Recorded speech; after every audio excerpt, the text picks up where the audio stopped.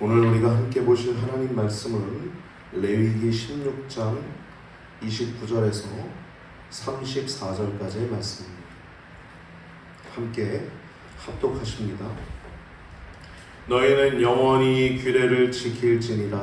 7월 곧 그 달 10일에 너희는 스스로 괴롭게 하고 아무 일도 하지 말되 본토인이든지 너희 중에 우고하는 객이든지 그리하라. 이날에 너희를 위하여 속죄하여 너희로 정결케 하리니 너희 모든 죄에서 너희가 여호와 앞에 정결하리라. 이는 너희에게 큰 안식일인즉 너희는 스스로 괴롭게 할지니 영원히 지킬 규례라.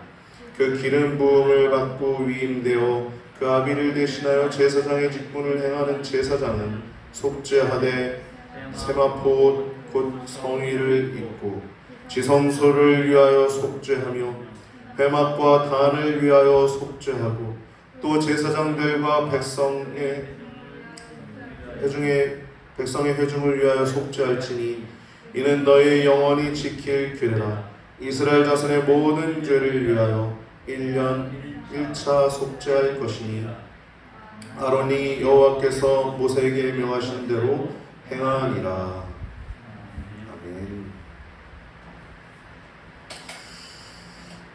오늘 본문을 통해서 나눌 제목은 대속죄일인데 예수님의 대속을 상징하는 대속죄일이라는 제목을 가지고 말씀을 나눌 때 여러분 큰 은혜가 있길 바랍니다. 오늘 주일 거룩하신 주일날 하나님의 은혜와 또 사랑과 긍휼에 힘입어서 예배 자리에 오신 여러분들 성도님들을 주님의 이름으로 축복합니다. 굉장히 덥네요. 뒤에 에어컨이 지금 시원한 바람이 나오고 있긴 합니까? 안 나오고 있어요? 한번 확인 좀 한번 해보시겠어요? 가스가 다 된 것 같아요. 아, 나오다 안 나오다.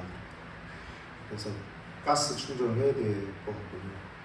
오늘 굉장히 덥네요. 지금 틀어도 온도가 원래 좀 내려가는데 안 내려가고 하는 거 보니까 문제가 있습니다. 네, 죄송하고요. 오늘 레위기 16장 말씀은 속죄일에 대한 말씀입니다. 대속죄일. 29절부터 34절까지 읽었는데 여기 정리하는 부분이죠. 이 규례를 지키라고 말하고 있습니다. 정확하게는 7월 10일이에요.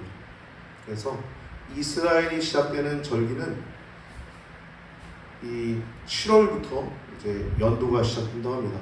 그러니까 연초라고 볼 수도 있겠죠. 연초에 이제 7월 10일 날 이 큰 절기가 끝나갈 때 대속죄일로 이것을 지키는데 29절 보면 7월 10일 날 지키라고 하면서 특별히 스스로 괴롭게 하라고 하고 있어요. 괴롭게 하라. 여러분 스스로 괴롭게 하는 게 뭐가 있을까요? 자해하는 건가요? 아니죠. 자해하는 건 하나님 뜻이 아니죠. 하나님이 우리에게 주신 몸을 해하는 건 하나님 뜻이 아닙니다. 이 스스로 괴롭게 하라는 건 금식을 의미하는 것입니다. 금식하라는 것. 마음을 통해하는 심령을 갖고 또 붉은 베옷을 입으라는 거예요. 이 붉은 베옷은 언제 입죠? 사람 죽었을 때 입는 것이죠. 31절을 보면 이것은 큰 안식일이라고 합니다. 큰 안식일.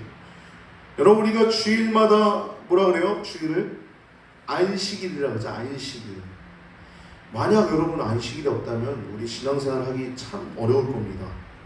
우리가 한 주간도 지내왔지만 한 주간도 우리가 때때로 넘어질 때도 있고 힘들 때도 있잖아요. 근데 하나님이 또 하나님 바라볼 때 또 힘을 주시고 능력을 주시는데 우리가 일주일에 한 번 예배를 드리지 않는다면 자동차가 기름 떨어지면 못 가잖아요. 주중에 가야 되는데 떨어지면 가야 되는데 똑같습니다. 우리가 하나님 앞에 새벽 기도가 있는 이유도 뭐 매너리즘으로 율법적으로 가는 게 아니에요. 하나님의 능력, 하나님의 성령의 힘으로 이 세상을 살아갈 수 있기 때문에 새벽 기도도 하는 것이고 수요 예배도 하는 것이고 금요 기도회도 그렇게 하는 것입니다. 할렐루야. 뭐 이것이 뭐 없어졌다고 어떤 교회는 뭐 안 한다고 정죄할 필요는 없어요. 그 교회의 사정과 형편이 있으니까. 다만 우리가 우리에게 맞게 최선을 다해서 하나님께 열정적으로 구원받은 자로서의 길을 걸어가는 것이 복일 줄 믿습니다. 오늘 본문 내용을 보면은 이 큰 안식일이라 그래요. 그리고 스스로 괴롭게 하라 그래요. 31절에 영원히 지킬 규례라고 합니다. 그 사이에 있는 30절 보면 이날을 뭐라고 얘기하냐면 이날에 너희를 위하여 속죄한다고 합니다. 속죄. 그래서 속죄는 정결케 하는 거라고. 정결케. 그래서 너희 모든 죄에서 너희가 여호와 앞에 정결하리라. 여러분, 하나님은 우리를 용서하기를 즐거워하시는 분이십니다. 우리가 죄를 짓죠. 나는 구원받아서 죄 안 져. 나는 구원받아서 완전한 자야 라고 얘기하는 사람들 있죠. 누구죠?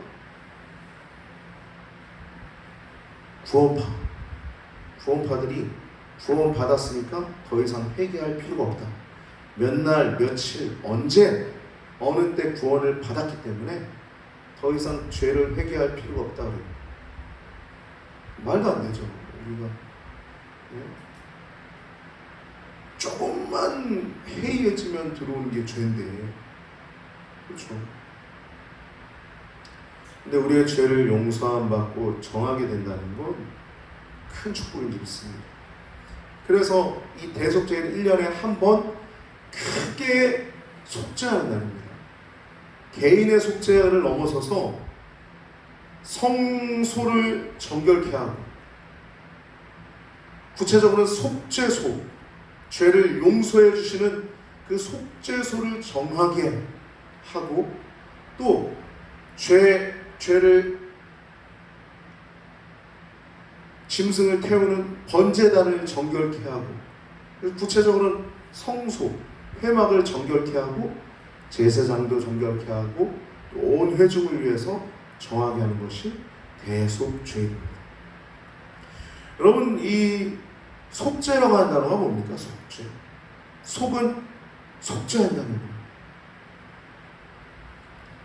그리고 죄는 허물죄자입니다. 허물죄자. 허물죄자를 들여다보면은 그 그물같이 생긴 그물망자에다가 아니비자가 들어가 있어요. 아니비자. 그물망자에다가 아니비자. 그러니까 우리의 삶 속에서 아닌 길을 걸어가면 그물에 빠지는 거예요. 옳지 않은 길을 걸어가면 스스로 그물에 엮이는 겁니다. 내가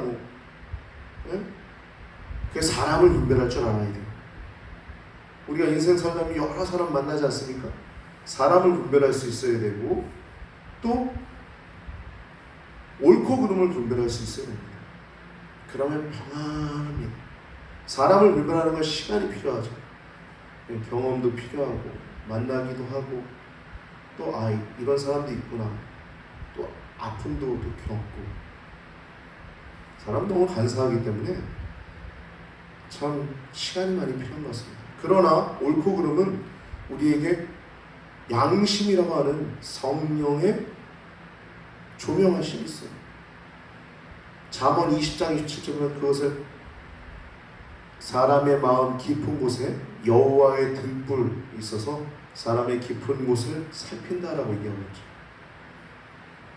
그래서 죄는 아닌 것을 걸어갈 때 그물에 잡히는 거예요. 그물에 잡히면 고통스럽죠.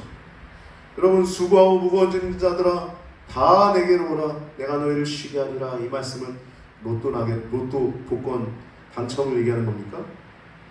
죄짐은 우리의 짐은 죄짐입니다. 죄짐이에요. 교회는 오직 죄 문제만 얘기하는 것입니다. 그 외의 것들은 하나님이 주실 수도 있고 안 주실 수도 있는 것입니다. 많이 주시면 많이 세상을 위해서 쓰는 것입니다. 할렐루야? 하나님이 여러분들에게 많이 부으셨잖아요. 그럼 더 많이 선교해야죠. 우리 교회에 성도님들이 많이 와요. 그럼 우리가 해야 될 게 뭐겠어요? 선교 아니겠습니까? 할렐루야? 물론 목회자들에게 사례를 조금 더 충분하게 먼저 줘야겠죠. 당연한 거고, 그 이외에는 선교사님들, 또 가난한 사람들, 또 필요한 곳에 쭉쭉 빠져나가야 되는 거 아니겠습니까? 할렐루야? 우리 지금 한국 교회가 엄청 많이 부흥성장해서 건물도 많이 갖고 있고 많이 부해졌는데 그걸 욕하는 사람도 있어요. 뒤에서. 왜 욕할까요? 이유는 하나예요. 지가 똥만 보니까 똥만 보는 거예요. 하나님이 주신 돈이 잘못된 겁니까? 여러분 항상 생각해야 됩니다. 여러분 성이 나쁜 거예요? 성은 좋은 겁니다. 아름다운 거예요. 근데 나쁠 수도 있어요. 왜? 악하게 쓰면 음란한 거. 여러분 예배가 얼마나 귀합니까? 예배가 나쁜 겁니까? 예배가 소중하고 귀한 건데 악하게 쓰면 우상숭배가 되는 겁니다. 다 똑같아요. 여러분 우리도 소중한 겁니다. 돈도 똑같아요. 돈도 나쁜 게 아니에요. 근데 돈이 우상이 되면 우리가 노예가 되죠. 돈이. 여러분 우리가 하나님 앞에 바로 설 수 있게 되길 바랍니다. 그럼 다 정립되어 돈도 성도 예배도 우리의 삶도 질서를 잡히게 될 줄 믿습니다. 할렐루야. 죄는요 그물망에 갇히는 거예요. 그래서 이스라엘 전체를 속죄한 날이 대속죄입니다. 오늘 말씀 대속죄. 구체적으로 보면 16절 보면 곧 이스라엘 자손의 부정과 그 범한 모든 죄를 위하여 지성소를 위하여 속죄하고 또 그들의 부정한 중에 있는 회막을 위하여 그같이 할 것이요 지성소와 회막을 위하여 속죄한대요. 속죄. 구체적으로 앞에 이 부분 보면 속죄소에 피를 뿌리죠. 숫송아지의 피를 뿌리고 7번 뿌려요. 7번.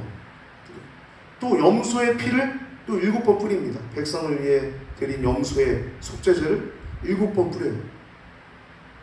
속죄소에 법계위가 서투서잖아요. 속죄소, 죄를 용서해 주시는 곳, 은혜를 베푸시는 곳, 긍휼의 자리 거기에 뿌리고 번제단에도 7차례 뿌립니다. 그 속죄제에 드린 그 피로. 그리고 19절에 나오죠. 19절을 보면 그 손가락으로 피를 그 위에 7번 뿌려 이스라엘 자손의 부정에서 단을 성결케 할 것이요. 제단이죠. 번제단을 성결케 할 것이요. 이렇게 지성소를 먼저 정결케 합니다. 속죄소와 번제단 이렇게 둘째 장막 지성소죠. 안에 들어가서 또 안에 휘장을 들어갈 수 있는 둘째 장막을 정결케 합니다. 근데 여러분 왜 이 지성소는 거룩한 곳인데 정결케 해야 될까요? 죄 때문에.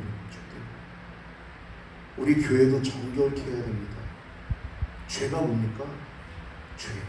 우리의 인간적인 생각들, 우리가 하나님 앞에 바로 서지 못한 생각들이 있습니다. 그런 것들을 정하게 해야 합니다. 그래야 교회도 정해지는 거예요. 정결케 되는 것입니다. 이렇게 지성소를 첫 번째 정결케 하고 그 다음에 제사장과 제사장의 권속들을 정결케 합니다.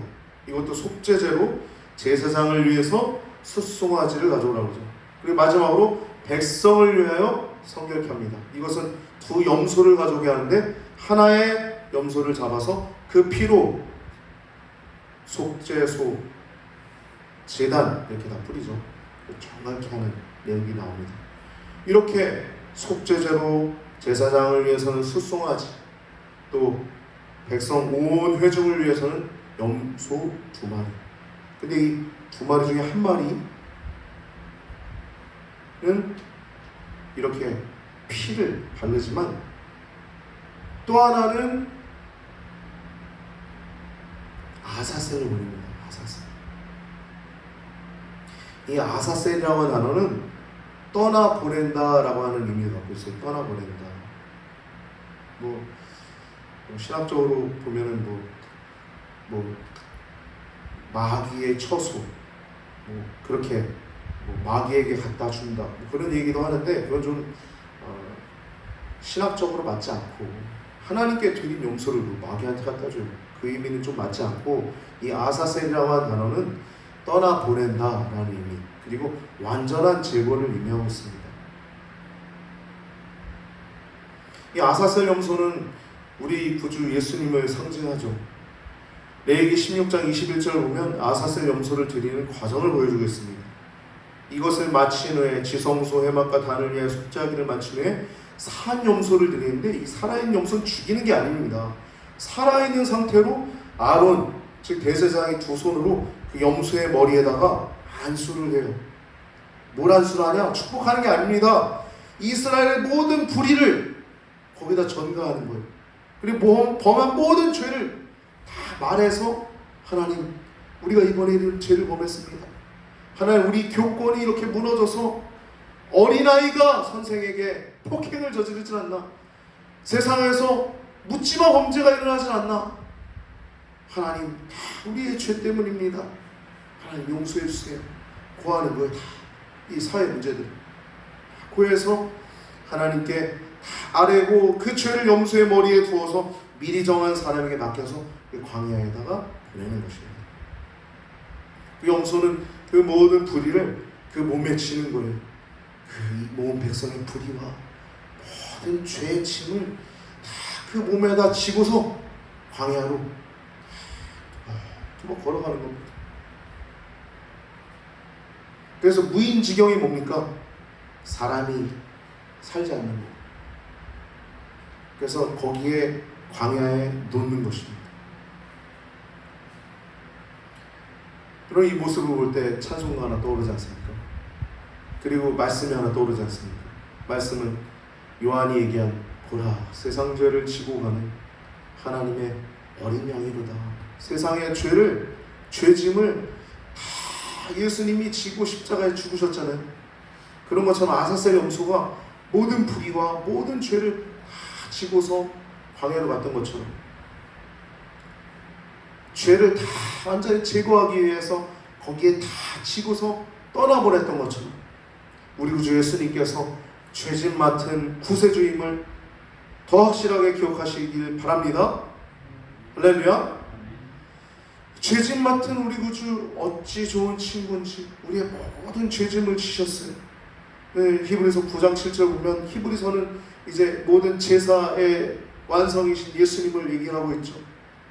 9장 7절을 보면 1년에 한 번 들어가는데 이렇게 얘기하고 있어요.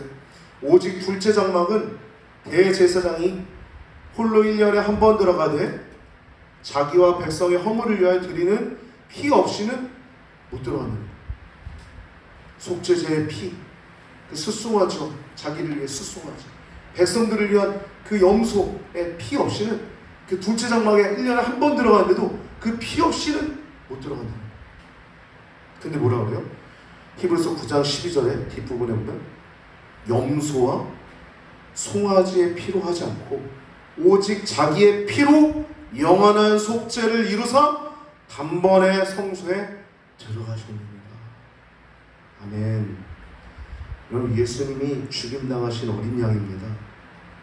우린 죽으면 영원히 그분을 예배하게 될 것입니다. 요한계시록에 보면 일찍 죽임을 당한 것 같더라.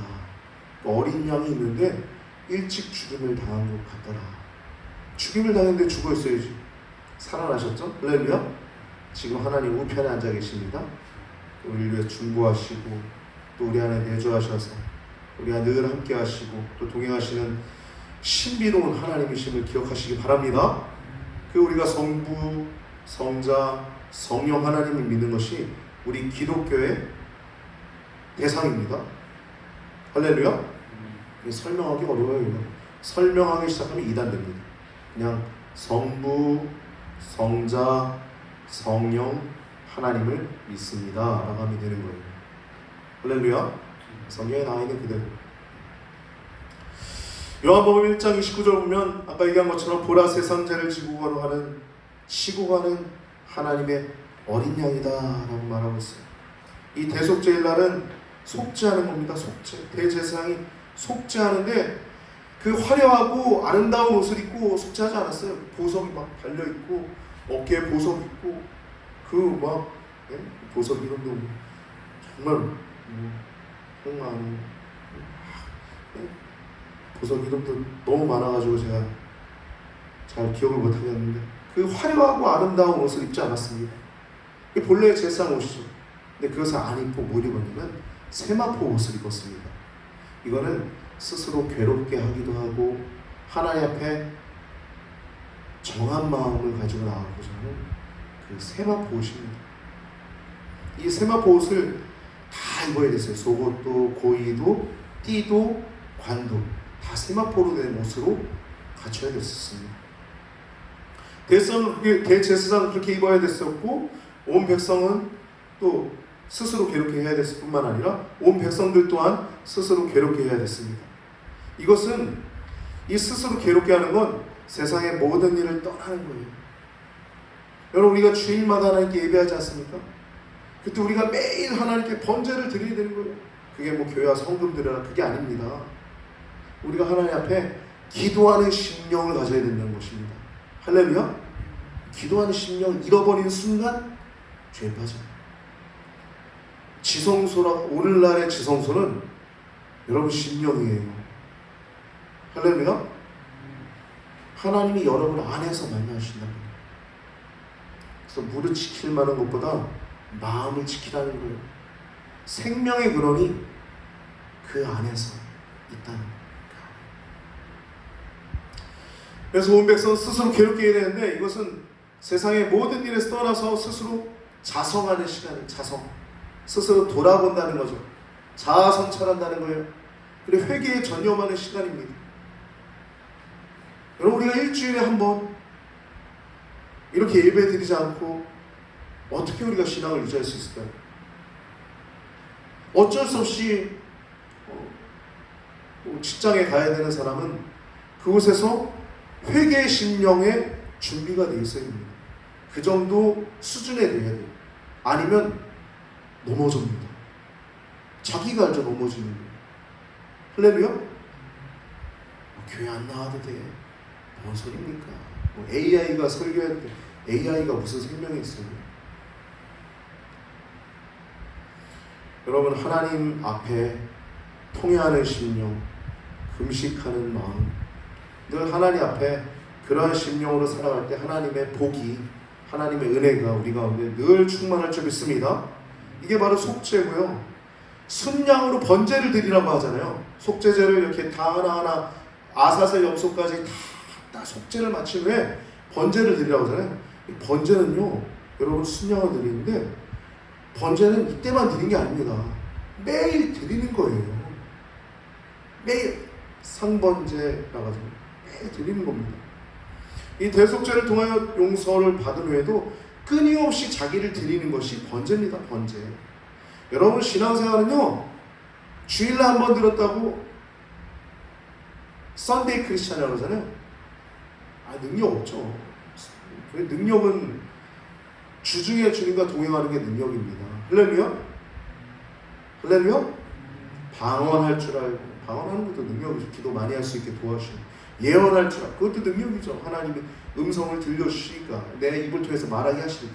근데 그 무엇보다도 능력은 하나님과 동행하는 것이 가장 큰 능력인지 기억하시기 바랍니다. 할렐루야? 그게 빠지면 예언을 해도 방언을 해도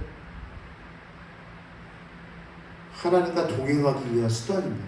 모든 것들. 할렐루야? 동행하기 위한 수단입니다. 요한일서 1장 8절 9절 말씀 보면은 만일 우리가 죄가 없다고 하면 스스로 속이는 자라는 거예요. 나 죄 없어. 죄 없어. 그러나 우리가 죄를 자백하면 그는 미쁘시고 이로사 우리 죄를 용서하여 주시며 우리를 모든 불의에서 깨끗하게 하여 주실 것이요. 여러분 죄를 자백하는 공동체가 교회인 줄 기억하시기 바랍니다. 교회를 늘 자백하는 거예요. 하나님께 용서해 주시는 하나님께 은혜 가운데 늘 나아가는 겁니다. 하나님의 은혜로 살아가는 것입니다. 하나님의 사랑으로 살아가는 것입니다. 하나님의 긍휼하심으로 우리가 신앙생활하는 것입니다. 교회는요 위인들의 모임이 아닙니다. 근데 우리가 뭐라고 불러요? 성도님 그러잖아요. 아니 목사님 성도라면서요 나보고. 근데 뭐 위인들의 모임이 아니라고요? 이게 바로 신비예요. 우리가 성도라고 불러지지만 우리는 죄인이라고 고백하는 것이 교회입니다. 즉 거룩한 문이라고 일컬어진 성도지만 동시에 죄인들이라고 일컬어지는 것이 교회입니다. 그래서 교회는 반드시 회개가 있어야 돼요. 회개가 떠난 교회는, 회개가 없는 교회는 죽은 거예요. 늘 하나님의 그 용서와 긍휼하심과 은혜가 여러분들의 삶 가운데 있음을 기억하시기 바랍니다. 할렐루야. 신비로운 거예요. 그래서 나는 거룩한 성도인데 동시에 죄인입니다. 이게 바로 교회예요. 교회. 죄인들의 모임, 거룩한 무리의 모임. 참 신비롭죠. 신비. 그래서 아름다운 공동체입니다. 그래서 용서하고 용납하기까지 해요. 여러분, 용서는 쉽죠. 용서는 그 사람 죄를 용서하는 거예요. 거기까지는 할 수 있어요. 용납은 뭡니까? 내 삶의 자리에 그 사람이 들어오도록 허락하는 거예요. 이건 조금 어렵죠. 여러분, 우리 믿음의 공동체는 여기까지 가야 온전한 줄 믿습니다. 할렐루야. 기도하며 용납의 자리까지 나아갈 수 있게 되길 바랍니다. 용서를 넘어서서 용납합시다. 할렐루야. 우리 전우자고 인사합시다. 용납합시다. 용납합시다. 용납합시다. 나를 용서해 주셨는데 내가 미워하는 누가 여기 앉아있다고 나 이제 교회 안 가. 오지 마세요. 교회는 아닙니다. 교회는 죄인들의 모임입니다. 누구나 올 수 있고요. 동시에 거룩한 성도의 모임입니다. 할렐루야. 우리 교회가 더욱더 용서와 용납이 넘쳐나는 교회가 되길 예수님의 이름으로 축복합니다. 그래서 용납이 있고 용서가 있고 사랑이 넘치고 이해가 넘치는 거예요. 기쁨이 있고 평강이 넘치는 겁니다. 내 잣대로 이해하지 못하는 게 아니라 내 잣대가 아니라 더 이해하려고 하고 저 사람의 삶에 뭐가 있겠지 이런 생각하고 그렇게 하면서 이해가 더 충만한 우리 교회가 되기를 바랍니다. 기쁨이 넘치고 평강이 넘치는 우리 시냇가의 교회가 될 줄 믿습니다.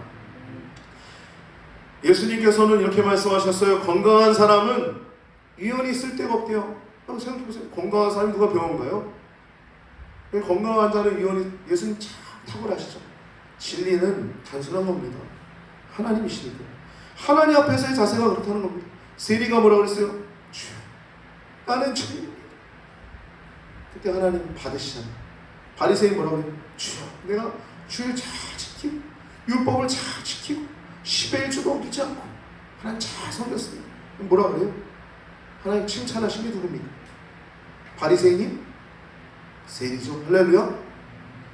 오직 은혜로 살아간 줄 믿습니다. 오늘도 그 은혜로 우리가 이 자리에 있습니다.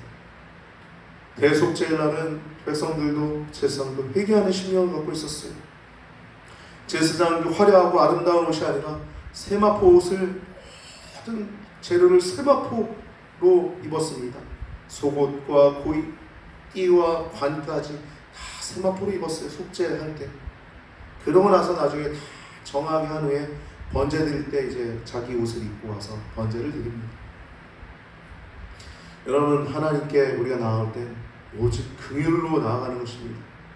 또 사랑으로 나아가는 것입니다. 은혜로 나아가는 것입니다. 하나님 우리에게 긍휼을 베푸시길 원하십니다. 사랑을 주시길 원하십니다. 은혜를 베푸시길 원하십니다. 오늘 이 대속제일에 대해서 우리가 말씀을 나눴는데 각 개인의 정결도 필요하지만 집단 전체의 정결도 필요합니다. 사회나 집단이 부패하고 오염되면 개인의 정결 유지가 어려울 수 있어요. 요즘 보세요. 우리 사회가 완전 딱 그렇잖아요. 지금 무슨 학부모가 자기 자식이 잘못했는데 고쳐달라고 얘기를 해요. 자기가 고쳐야지. 부모님도 잘해야 되고 선생님도 잘해야 되고 아이도 잘해야 됩니다. 권위가 특별히 잃어버린 이 시대에, 포스트 모더니즘 이 시대 가운데 가정의 권위가 쓰고 교회의 권위가 쓰고 학교의 권위가 쓰고 사회의 권위가 쓰고 특별히 성령 하나님이 이 땅 가운데 바람이 불어와서 각계각층의 모든 잘못된 분야들을 하나님께서 바로 잡아주시길 기도합니다. 우리가 그것을 위해서 대속제일 우리가 나눴는데 이 사회를 위해서도 기도해야 될 줄 믿습니다. 사회가 집단이 오염되면 우리가 유지하기 어렵습니다.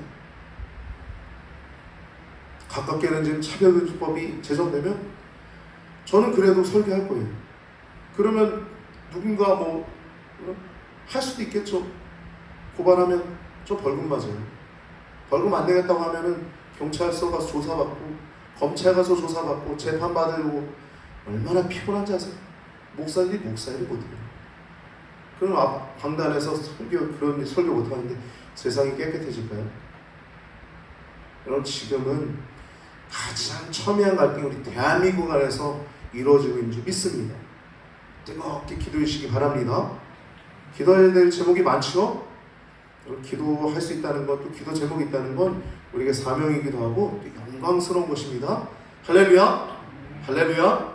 여러분에게 가진 모든 영광스러운 것들, 짐도 있지만 우리가 해야 될 것도 있지만 그것은 하나님이 우리에게 주신 책임인 줄 믿고 또 기쁨으로 감당할 수 있게 되길 바랍니다. 이 속죄소라고 하는 단어는, 마지막 요 얘기만 나누고 마치려고, 속죄소라고 하는 단어는 영어 성경을 보면 머시 시트라고 되어 있어요. 머시는 긍휼이라고 하는 거죠. 긍휼. 시트는 자리, 앉는 자리, 뭐 이런 거죠. 그러니까 긍휼의 자리가 속죄소예요. 속죄소. 우리가 교회를 나올 때 긍휼의 자리에 나옴을 기억하시기 바랍니다.